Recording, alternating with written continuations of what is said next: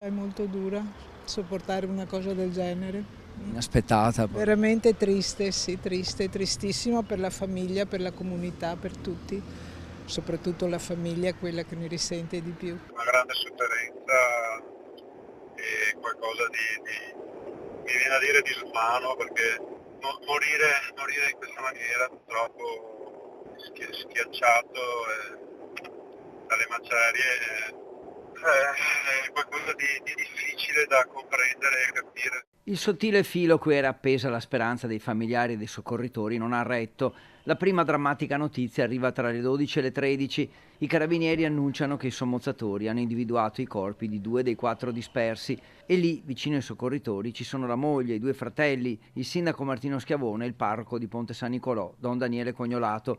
Poi alle 14 la prefettura di Bologna conferma che una delle 2 vittime, recuperate tra 1000 sforzi, è Adriano Scandellari, l'ingegnere 58enne che viveva a Ponte San Nicolò con la moglie e le 2 figlie. Una notizia terribile che lascia senza fiato tutti i suoi concittadini, un pugno nello stomaco per la comunità. Pochissima voglia di parlare, si entra in chiesa alla spicciolata per una preghiera.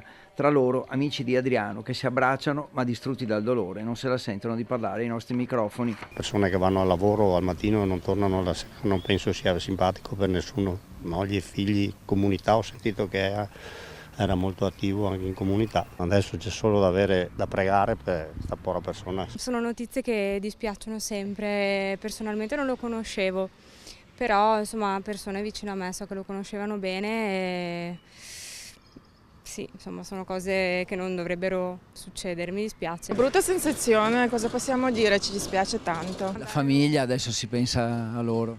Eh sì, certo. Certo, perché era una persona anche conosciutissima. In queste condizioni i concittadini dispiace sempre e nel lavoro queste cose non dovrebbero accadere, purtroppo questa condizione però sì, è una cosa incontrollabile da parte dei lavoratori. Speriamo che possano fare qualcosa per proteggerli sempre di più. Sono molto scioccato, perché sì, sono stati momenti